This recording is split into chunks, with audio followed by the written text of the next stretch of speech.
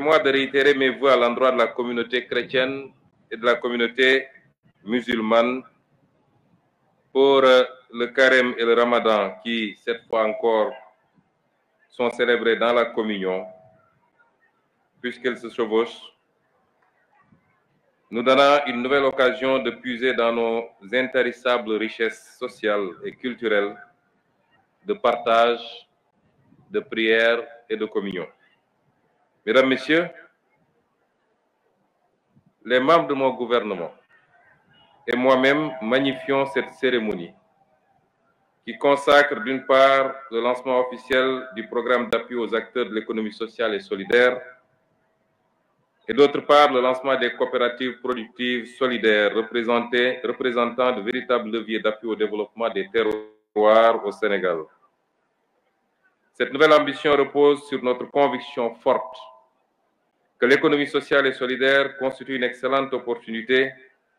de développer nos terroirs. Nous portons beaucoup d'espoir quant à la capacité de ce programme à impacter, et ce, de façon durable, les conditions de vie de nos concitoyens. Il faut le dire, dans les dynamiques modernes vers le développement endogène, l'économie sociale et solidaire s'est positionnée comme un puissant instrument de politique de transformation socio-économique. Et c'est pourquoi elle occupe une place de choix dans la stratégie nationale de développement 2025-2029. Parce que cette approche a fait des résultats dans le monde.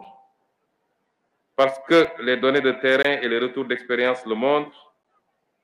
nous savons que l'économie sociale et solidaire permet aux acteurs d'être suffisamment outillés pour être compétitifs en disposant de mécanismes internes comme externes qui favorisent la création de richesses par des emplois décents et durables. C'est la raison pour laquelle le gouvernement, par le truchement du ministère de la Microfinance et de l'Économie sociale et solidaire, que je félicite au passage, a mis en place le Progress qui vise la formalisation, l'encadrement, la structuration et l'appui technique et financier des acteurs de l'économie sociale et solidaire au fin de valoriser le potentiel économique des terroirs. Mesdames et Messieurs, ce programme dont la vocation est la transformation inclusive va ainsi favoriser la création d'un écosystème propice au développement des micros ainsi que des moyennes entreprises qui poursuivent à la fois des objectifs économiques et sociaux. Dès lors, le Progress va permettre aux acteurs du circuit social et solidaire d'accéder durablement à des emplois décents, au marché et au financement dans le but d'inscrire leurs activités dans la durée. C'est pourquoi le programme a pour cible les groupements de femmes, les GIE agricoles, dans le processus de transformation, les petites et moyennes entreprises artisanales portées par les jeunes, les services, les exploitations familiales, les associations, les mutuelles, les sociétés coopératives et les entreprises sociales. Le Progress, bien sûr, tient compte des grandes vulnérabilités qui touchent certaines couches, particulièrement les jeunes et les femmes, et aura à cœur d'intégrer les dimensions sexo-spécifiques. Et je tiens à souligner qu'une très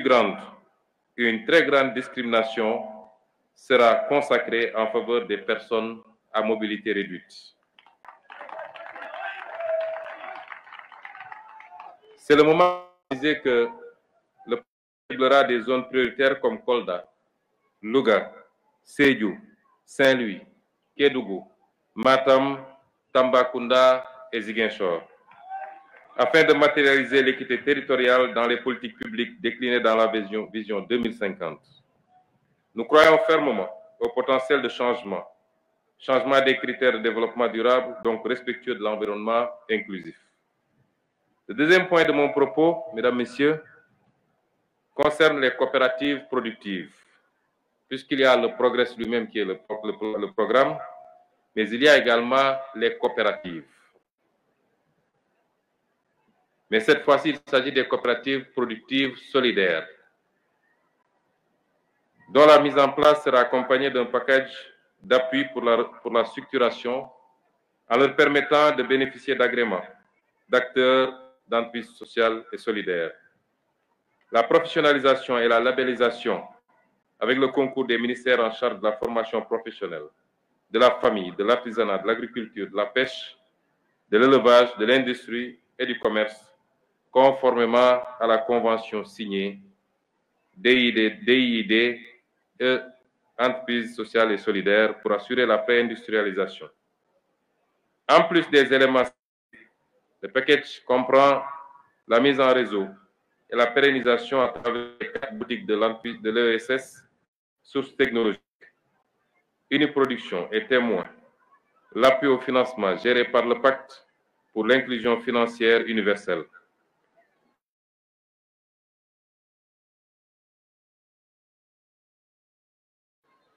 De même que l'appui en matériel d'exploitateur de l'économie sociale et solidaire. Enfin, le package d'accompagnement comprend la mise en place d'un fonds de mutualisation solidaire pour l'allègement des contraintes sociales des acteurs de l'économie sociale et solidaire et à l'organisation des achats groupés à travers un système de centrale d'achat qui sera un moyen de contourner les spéculations et de stabiliser les prix. Ainsi, l'objectif sera de faire de sorte que chaque ménage ou le maximum de personnes soient membres d'une coopérative. Il faut aussi relever que le dispositif mis en place sera accompagné par le Fonds d'appui à l'économie sociale et solidaire en termes de formation et d'accompagnement matériel. Je terminerai par exprimer notre profonde gratitude à tous ceux qui ont rendu possible ce programme. Au premier chef, je pense à l'important appui du gouvernement italien. Madame l'ambassadrice,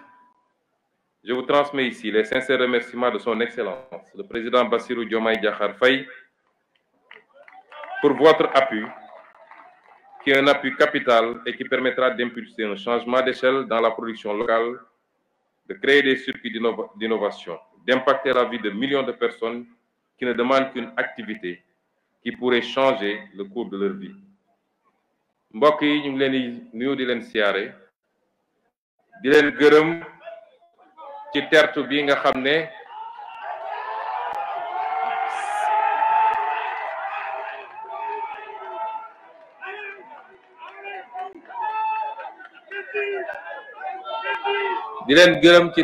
nga xam ne seral na suñu xol di leen jottali nuyoo seen président suñu président di son excellence Bassirou Diomaye Diakhar Faye ak nuyoo mboolem gouvernement bi di leen massawu nag ci naaj bu tàng bi rawatina weer wi ñu nekk waaye lii rek dafa feddali ni kóolute gi nga xam ne moom ngeen am ba fal président Bassirou Diomaye Faye dellu siwaat am kóolute googu ba jox ko lu mu mën a gouverner ci assemblée kóolute googu mi ngi fi ba tey ñu ngi leen ciy gërëm di leen sant te di leen wax ni bu soobee yàlla li ñu diglanteeg yéen te ñu nekk ci bés bu ne incha rabbi dinañ ko dox ba mu mat sëkk te di ngeen ci teg seen bët. dañu wax li jëm ci koom-koom waaye balaa may dugg ci mbirum koom-koom naan wax ni dëkk bi dëkk gu ma xam la yàgg fee ñëw di fi fanaan yeewu am jafe-jafe ci ndox gu ñu sangoo man xam naa problème dëkk bi xam nañ it ne jafe-jafe yooyu moom ngeen di dund bés bu ne moo tax bi ñu yegsee ñun dañu ne réew boo koy defar da ngay commencer ci cappaandaw ba réew kenn du ko dëbb daaxe réew kenn du ko bricoler réew kenn du ko lijjanti réew dañ koy tabax kuy tabax nag da ngay door ci fondation suñu waxee fondation nag mooy bu dëgër këcc ndax mën nga parax-paraxee ab fondation daal di teg say brique waaye bu ñu doxee tuuti bâtiment bi weng wala mu nërmelu loolu lañu fekk fii ci Sénégal ndax yéen ñëpp yéen a ngi seetaan li xew ci réew mi gis ngeen ni bi ñu càmbaree ba noppi lañu gis ak lañ leen waxoon ñoom wute na loolu looloo andi jafe-jafe yi ñu fekk ci réew mi ñu ne loolu nag faw ñu dabu ko ak jafe-jafe yi nu mu tar faw ñu dabu ko dabu nag mooy li jiitu ci yitu sénégalais yi mooy nañu am ndox bu doy bu ñu naan bu ñu sangoo bu ñu fóotee waaye bu ñu bayee mooy nañu am courant ba fu ñu waay féete ci Sénégal mën a taal lampam mën a charger téléphone am te du ko jéggaani mooy nañu faju ci paj bu baax ak njëg gu yomb mooy dund gi na wàññeeku ba ñëpp yëg ko ak yu mel noonu li tubaab di wax les services sociaux de base moo tax fii ci Koumpentoum xam nañ seeni problème ñu ngi ci andi ay saafara ci lu gaaw ci programme bi nga xam ne lancé naa ko temps yële Touré Koumpentoum am na ci wàllam ma limal leen ci lu tuuti rek mooy système complet li ñuy wax forage multivillage ak château d'eau bi nga xam ne ñu ngi koy waaj a commencé fële ci commune de Payar waaye ñu ngi ko war a tabax ci village bi nga xam ne moom la ñuy woowee village u Rexay am na it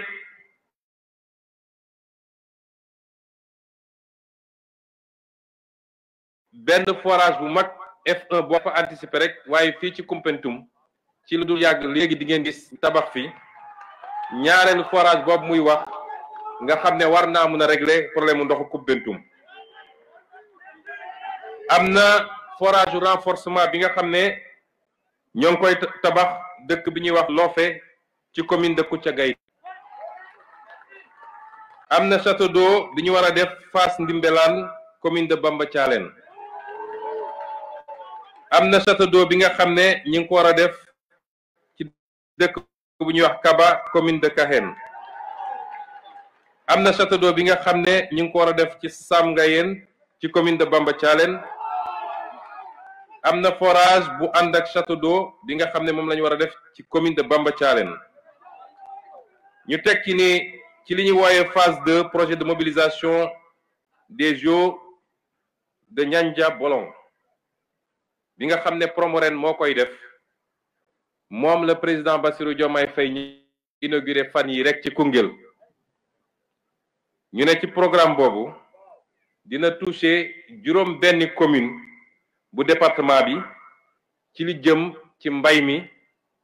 ak ci napp gi ndax fii mun nañ fi def pisciculture ak yeneen xam ngeen département de Koumpentoum département la boo xam ne capacité am ak potentiel bi fi nekk néew na mu am ci département Sénégal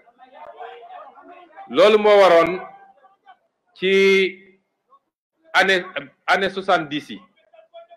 président Senghor bi mu gisee ni bassin arachidier bi fi amoon ak sécheresse bi amoon ci année 70 yi bassin arachidier bi ak appauvrissement des sols dafa mel ni mi ngi essoufflé wu ci la ne dem ci li ñuy tuddee les terres neuves ndax suuf si fi nekk nangu na bari na ñu ne kon nañu fexe ba convaincre ay population ñii jóge booru Diourbel ñii jóge booru Bambey ñii jóge booru feneen ak feneen ñooñu la ñu ne nañu ñëw occuper terres yi ñu jàppale leen pour ñu liggéey rawatina ci mbay mi lii problème bi rek mooy dañoo yeggaliwuloon liggéey boobu nit ñi ñëw nañu ñi ngi fi ba léegi waaye liñ leen waroon a gunge ci aménager terres yi def forage yi andi ndox mi loolu moo fi manqué woon loolu nag le président Bassirou Diomaye Faye fas yéene en tout cas jox ndigal sama gouvernement pour ñu liggéey ci ba am ci résultat yoo xam ne naam ñu ngi koy def pour waa département Koumpentoum waaye ñu ngi koy def it pour Sénégal ndax liñ fi war a liggéey bu meññee li mu war a meññee Sénégal yépp a ciy gis boppam parce que autosuffisance lañu bëgg a am ma yokk ci ni am na ay dëkk yoo xam ne fi mu ne nii am nañu ay problème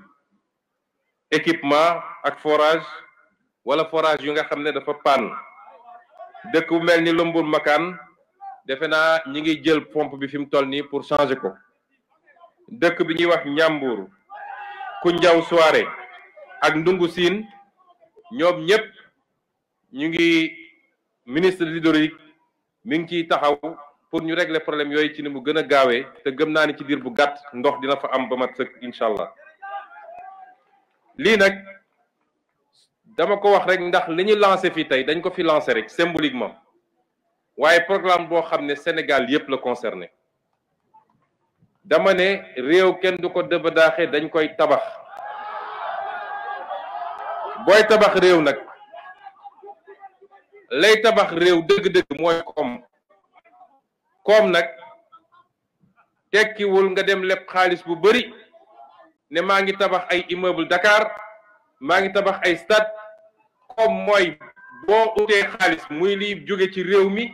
ci seen lempo gi ngeen di fay wala li ngay dem lebi wala li ñu lay dimbalee nga yóbbu ko fu ñuy defee production mooy bay mooy càmm mooy napp ak lépp lu niroog loolu foofu ngay yóbbu alal gi daal di def nag luy désenclaver zone yooyu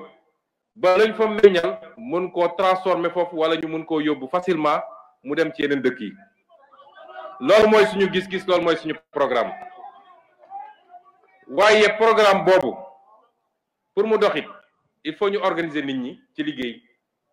loolu mooy économie sociale et solidaire économie sociale et solidaire li ko wuteeg économie tout court mooy soo jëlee économie ne ko foofu nit ñi lañ ciy ut mooy jiital nu may fexe ba am bénéfice bu mag a mag ki lay abal xaalis yitteem mooy nu muy def ba fayeeku la teg ci taux d'intérêt bu rëy ki nga xam ne moo lay ñëw jox matériel nu muy def mooy yitteem mooy nu muy def ba teg ci marge bu rëy parce que moom poosam la xalaat waaye soo ci yokkee social et solidaire mooy li ko njëkk a jóg mooy solidarité ñu fexe ba nit ñi rawatina ñi nga xam ne ñoom la yàlla nattu ñu gën a ndóol ci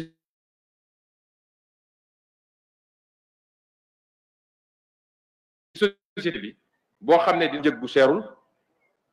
suñ ko mënee def lu ñuy wax sax xardu ay mooy lebal naa la te duma ci teg intérêt li ma la laaj rek mooy fexeel ba fay ndax gore loolu dafa bokk ci gore ndax suñ la lebalee nga fexe ba fay loolu mooy tax ñu mën a lebal sa moroom ëllëg moom it mu dem ñu ne soo koy jox matériel di nga ko jox ci anam boo xam ne du cher wala di nga ko subventionné matériel bi état bi def ci dooleem waaye ñu organiser leen ba ñoom ñu am ay kuréel yu ñuy daje it parce que lu booloo rek moo ëpp doole benn bu ñu demee seen bopp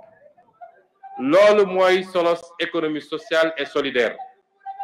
ñu jàpp ni réew mu mel ni Sénégal nga xam ne dafa am ñaar yi nga xam ne problème la dafa am lu ñuy wax pauvreté mooy ndóol waaye dafa am lu ñuy wax extrême pauvreté mooy ndóol bu tara ñu ne lenn rek moo mën a tax nga jëlee nit ki ci ndóol gu tar andi ko ci ndóol ba ëllëg nga mën a ko jëlee ko ci ndóol yóbbu ko ci classe moyenne mu mën a yor boppam mooy économie sociale et solidaire loolu moo tax nag président Bassirou Diomaye bi mu toogee ne jox naa économie sociale et solidaire importance boo xam ne faw rek ma def ko ministère à part loolu mooy docteur Alioune Dione mii ñu ko dénk moom ak équipe am ñu ciy def liggéey bu mucc ayib kon la ñu bëgg wax ak yéen mooy réew li koy defar bokk na ci ay njiit yu am gis-gis seen loxo set ñu bëgg réew ma waaye faw ñu am askan bu leen gunge faw ñu bokk gis-gis bi ak askan wi faw rek ñu xam ni dañuy teg brique après brique li ci am solo mooy tey ñu ngi ci 2025 bu ñu demee ba 2027 ñun ñëpp ñu dajewaat fii Koumpentoum ñu xayma lan la ñu jot a def ci jéego loo xam ne waa Koumpentoum gis nañ ko waaye du loo xam ne bés bu nekk ngay xëy ne tey programme Koumpentoum yëpp sotti loolu États-Unis sax mënu ko ci réewum waxuma laa keneen kon ñun nañu bokk gis-gis bi mooy lii ñu leen tegal ci programme de développement te lii dafa nekk ci économie sociale et solidaire benn pàcc la ci coopérative yi dañoo bañ ba mbay mi nga xam ne dañ ko jox cër gu am solo dañ koo jagleel moom it benn secrétaire d'État boo xam ne moom coopérative kese lay liggéey loolu lan lay yombal mooy tey soo ñëwoon Koumpentoum andi fi matériel agricole nga ñëw jox ko ay benn peut-être andi nga 100 matériel agricole ñi fi bay ay junni lañ nga jël 100 personnes jox leen matériel bi ñoom mënuñu ko entretenir mënuñu ko yor niñ ko war a yoree bu paanee mënuñu ko dépanner léeg-léeg sax ñu jaay ko wala ñu sàkkal ko pexe ñu ne boo amoon coopérative boo dajalee coopérative yi ñu def fi benn plateforme boo xam ne moom la ñuy jël ne matériel agricole bi ñu andi yëpp pour département bi teg nañ ko ci plateforme bi coopérative bu ne exprimer besoin dañ naan bés sànga coopérative bi yóbbul matériel agricole bi ñu defal leen seen liggéey te état bi mooy yor entretien matériel bi mooy def carburant bi loolu dina doon dimbal ci mbaykat yi noonu lañ koy defee ci sàmmkat yi noonu lañ koy defee ci nappkat yi moo tax ñu ne suñu géej gi dootuñu ko tayle ba contrat commencé moon suñu digganteeg ñi ko doon exploité bu mu jeexee dañ ne renouveler wuñ ko parce que dañoo bëgg jën gi des ci biir réew mi kon lii mooy économie sociale et solidaire ñu ciy félicité bu baax monsieur le ministre Alioune Dione di leen gërëm bu baax ci seen tertu di gërëm it gouvernement italien bi nga xam ne ñooñu ci jàppale mais ñu ci doole